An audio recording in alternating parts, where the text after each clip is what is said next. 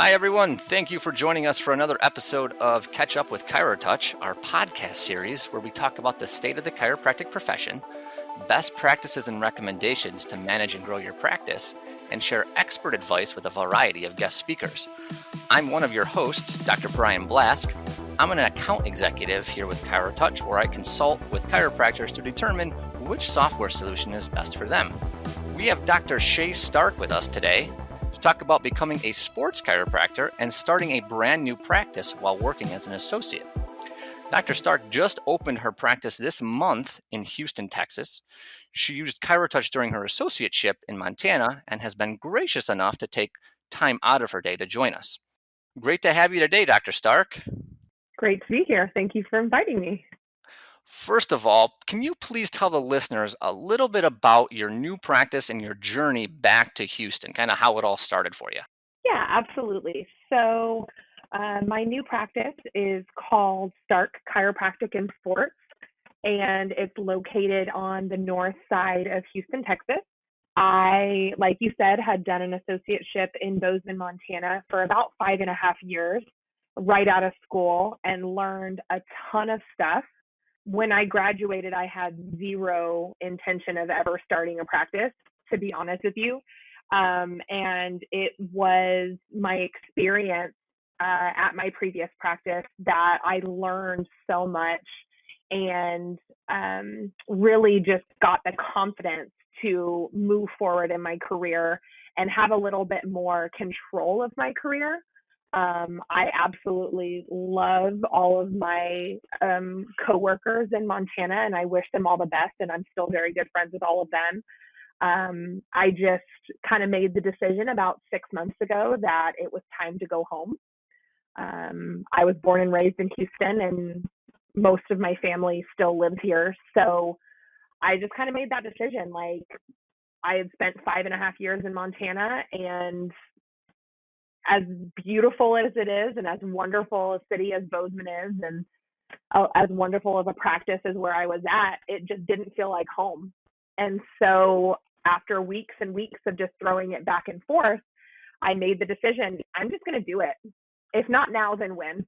And so I kind of got the ball rolling back then, and here I am. That transitions to kind of a new chapter in your life of saying, okay, I'm an associate, because that's what a lot of people do, right? A lot of chiropractors, they start out, they say, I need to learn. So they go and they associate, and then they transition to either purchasing a practice, staying an associate, or starting their own. So what has really been the biggest hurdle for you in opening up this new practice? In all honesty, the financial side of it. I take my hat off to anybody who starts a practice out of school. It is a huge financial commitment. And I even underestimated it, honestly, when I decided to open a practice. I was like, oh, it'll be fine. I'll get a business loan. Like, I'll just go and it'll be great. And then I started talking to banks, and nobody wants to lend to a startup business. So then I had to get creative with it. But in all honesty, if I wasn't in such a good position in my associateship, there's no way I could have done it, because financially, it's just a huge undertaking. And there's a lot of stuff you don't know as an associate. You don't know the requirements of a business owner. And I gave myself 6 months to figure everything out. I had told my employers back in January that I was going to go home and I was going to start a practice. And I used that 6 months to do every single step as much as I could before I got here. And thank God I did, because I needed every single one of those days to get things done. Things don't move as quickly as you think they would.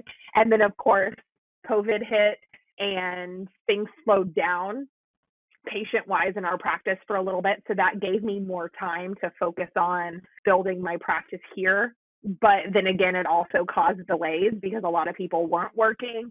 Things were slowed down as far as like response time. It was definitely a challenge, but I'm grateful that I did it the way that I did it and gave myself enough time to get things done and understand the little things that I never had to worry about before. Can you elaborate a little bit more on, what those little, the nuances there, a little bit more detail as to the extra information that they need to know. So I filed an LLC for my office, and it then turned into a professional LLC, so a PLLC, because I, hold a professional license. But that took several weeks to go through that entire process, get it filed in the state of Texas, and get all the paperwork approved and filed and everything. So that was a few weeks. And then it came to the point where I needed to find a place to have an office. Now, luckily, I came to Houston back in March to work with the Houston Livestock Show and Rodeo as a sports medicine provider. And so I was here for about a week, and I was able to meet with a realtor and look at different spaces and see what was available in different parts of town and cost-wise. So that was a huge thing. But finding a place to hold my office was a large undertaking as well. It's not as easy as you'd think it would be. And then once I had a place, then it was every little thing that goes into having a business, right? So then it comes down to, who is your phone and internet provider going to be? Who's going to be your electronic health records provider? Who's going to process your payments? All of those types of things. What is required for different systems, Can I do everything on Wi-Fi? Do I need static IP addresses? Things I'd never heard of in my life. I'm like, I have no idea. You need to buy equipment. And coming from a large practice like I did, we had everything. We had so many different state-of-the-art technologies that we were able to use to help treat our patients. And then so it was like, okay, well, now I have to dial back everything I've been doing for 5 years and start from the beginning. So then it's like, I had to think about it. What modalities do I want to offer in my practice? What soft tissue techniques do I want to offer? What taping techniques do I want to offer? And then it comes down to, what do I need to do each of those things, right? So then it's like, well, I need to buy an instrument, and I need to buy tape, and I need to buy all of these other things to get things going. And then it's like, okay, well, now I need to figure out how to buy office furniture and what I want. And is it going to fit in my space? What kind of insurance do I need? Not just chiropractic side, but liability insurance for my practice. Do I need to worry about hiring a janitorial service, or do I want to offer rehab? What rehab tools do I need? There are so many things that I never had to consider before because someone else was doing it for me. Having you just gone through this, what do you say to somebody that might be looking to do the same thing? 2 pieces of advice. Number 1, give yourself plenty of time. Like for me, 6 months seemed like a long time, but when I look back at it, I don't think it was long enough. If I would have maybe started planning a year ago, I would have been in a much better place mentally, and I wouldn't have had to rush to get things going. And then the second piece of advice is, be prepared financially. Banks and financial institutions do not want to lend to a brand new business. So for me, I went from a practice of 7 chiropractors and multiple locations to wanting to do it. It's all me. I do front desk, I do billing, I do chiropractic. I do everything. So I went from very big to very small. And I wasn't asking for a lot of money, but it's still difficult to find. So plan ahead. Starting your own practice is not a spur of the moment decision, right? It's not a spontaneous decision. Like, this is something that I would highly recommend, like, start saving years ahead of time. Have a nest egg so you don't necessarily have to borrow money from people, because that's very difficult. And if not, figure out before you start to commit to things how you're going to get that money. How did you become, that idea of, I want to build a sports practice? Had you always been interested in treating athletes? Have you been an athlete? Yeah, so I was a volleyball player, and I played high school, club, junior college, and then Division I. So I played 20 years. And when I started to get really competitive, I started noticing at least every season I had some sort of major injury where I missed playing time, but never once, not in high school, not with my club program, not at my junior college, and not at a Division I level, had I ever heard of chiropractic. I didn't know what chiropractic was until I had graduated undergrad. Like I had no idea. But I was really passionate about athletics. I was really passionate about sports medicine. My ultimate goal was to make sure that nobody went through the same experience that I did when it came to injuries. So I knew I always wanted to be involved in sports medicine. When I went to undergrad, I had the goal of going to medical school. That was my path.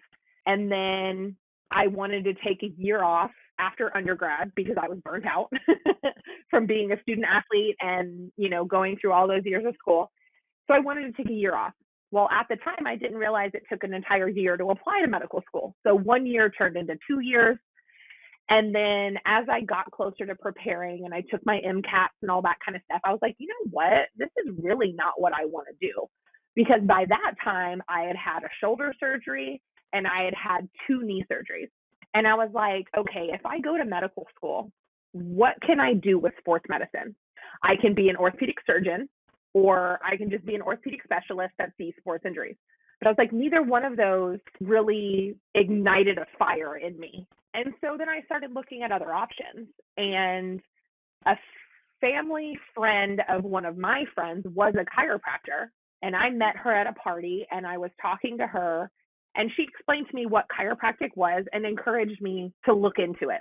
And so I did a little bit of research and I'm like, oh, okay, there are different specialties in chiropractic. Like, this is interesting. I was also looking at physician's assistant at the time because I was like, well, if I can be a PA to an orthopedic surgeon, like I kind of could potentially have the best of both worlds. So when I got back home, I contacted a PA and I contacted a chiropractor. Well, the PA never called me back, but the chiropractor did. I know, it's serendipitous. Every time I look back on it, I'm like, wow, everything happens for a reason. So I went and shadowed him, and he was a sports chiropractor. And after the first day, I was hooked. I said, this is exactly what I want to do. I watched him do extra spinal adjustments. I watched him do, obviously, regular spinal adjustments. I watched him do soft tissue work. I watched him do different rehab techniques and things like that. And I said, this is amazing. This is exactly what I've been looking for. After that day, I went and started researching chiropractic schools. I was living in North Carolina at the time. And so I was thinking, I'm like, okay, well, there's not a school in North Carolina. I had gone to high school in Arizona, and I was like, well, there's not one in Arizona either. And then I stumbled upon Texas Chiropractic College, which is outside of Houston. And I said, done. I didn't even look at any other schools. And I applied to Texas Chiropractic College, and I got accepted, and I moved back to Houston. About a month after I had moved back, I was playing a pickup game of volleyball, tore my ACL on the other side, ended up having 3 knee surgeries within 364 days. So I had to defer chiropractic school for a couple of years. But I got to know a chiropractor here in Houston. He did my rehab from my ACL reconstruction and my other 2 surgeries. And so I really continued with that passion for chiropractic. And then once I finally got to go to school, I was laser focused on what I wanted to do as far as a specialty. So when I was going through school, I knew I always wanted to be involved in more stuff. So I held a position on my school's student body association. I held a position for my school's chapter of the Student American Chiropractic Association. I kind of revitalized my school's chapter of the Sports Council. I traveled every year to different conferences, and then I ended up serving 2 years on the National Student Executive Committee for the ACA Sports Council. And it kind of just gave me a different perspective. And I had all of these amazing mentors who are sports chiropractors who'd been to the Olympics and treated professional athletes and ran these successful practices. And it was through that I found my opportunity in Montana and worked with one of the best sports chiropractors in the country. So networking. Exactly. That's the number one thing. Networking is such a huge thing. But looking back, it's so funny because I'm like, literally everything fell into place when it was supposed to bring me to where I am right now. Except like, the knee surgeries and tearing the ACLs and everything like Oh, that. well, yes. I mean, I've had 8 knee surgeries now. It's just, at this point, it is what it is. Going through it, though, it further instills in me my mission, which is to keep young athletes as healthy as possible so that they don't repeat my issues.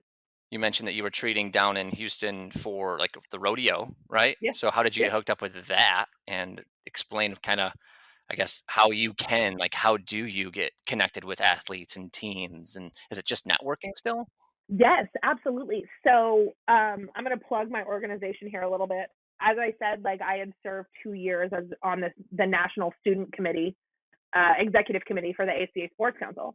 Well, about a year out of school up in Montana, I get a phone call from the ACA Sports Council president at the time, and she encouraged me to run for a position. And I'm like, are you sure? Like, I'm 1 year out of school. I don't really know anything yet.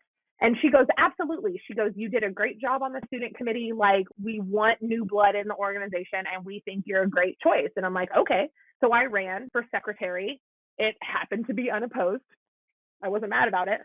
So I got on to the ACA Sports Council executive committee back in 2016. And I've worked my way up through almost all of the positions now. And I'm currently the president of this national sports organization, which still blows me away. I don't think I deserve it, but I appreciate being in this position. One of the things that the ACA Sports Council does is it provides event opportunities to sports chiropractors. So I've worked quite a few events on behalf of the ACA Sports Council all over the country. I've worked the National Collegiate and High School Taekwondo Championships a couple of years ago. I had never worked a combat sport before. It was amazing. I fell in love with the sport. I would love to do something like that again. It's amazing. And then, of course, went back to my roots pretty quickly.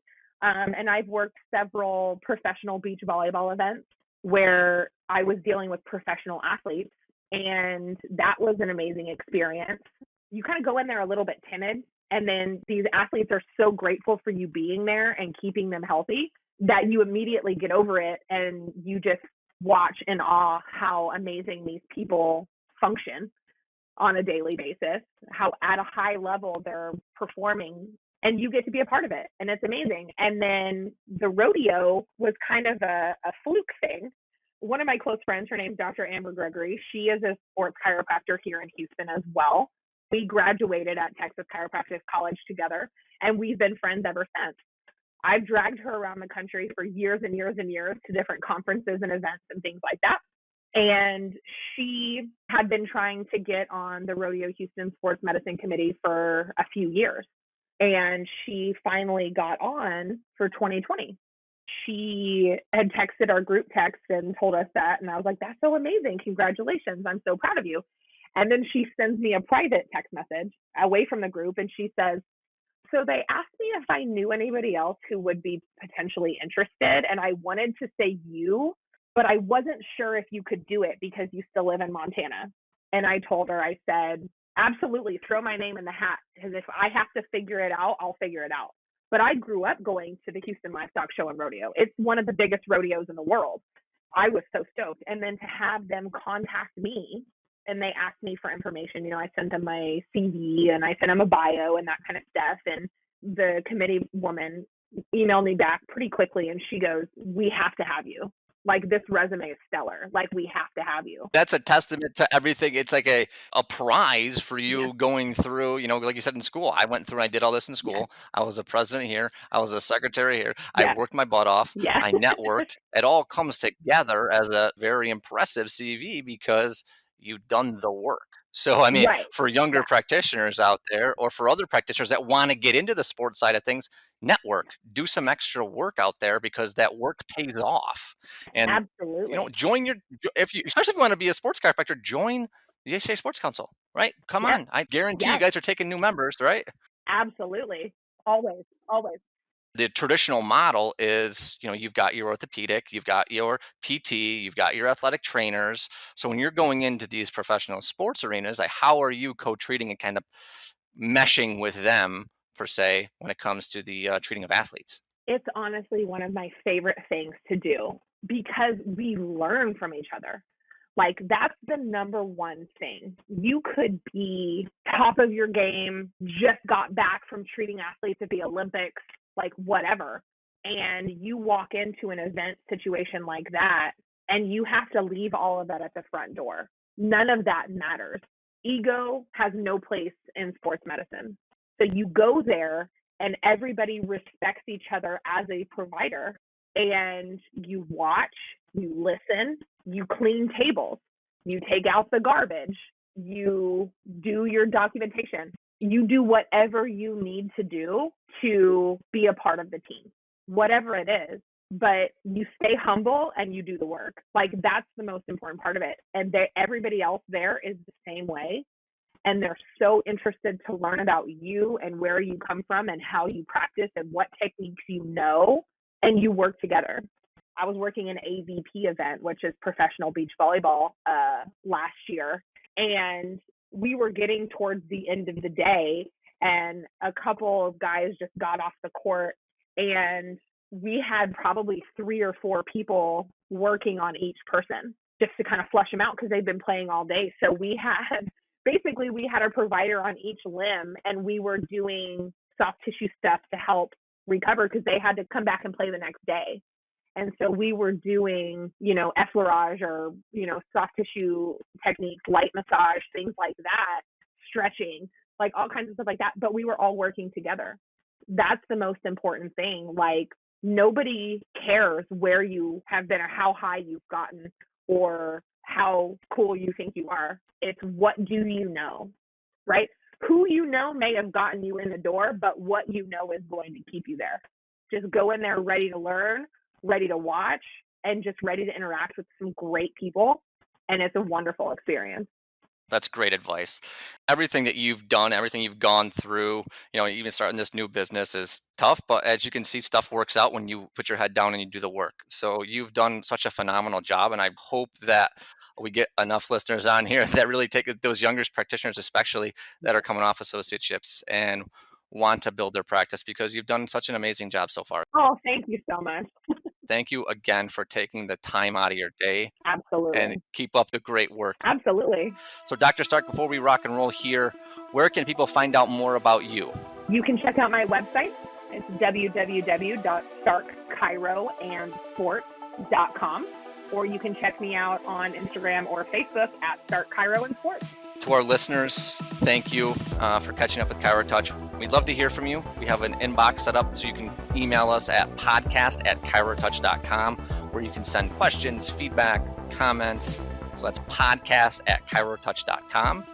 And remember to tune in every week on iTunes, Spotify, or wherever you consume your podcasts.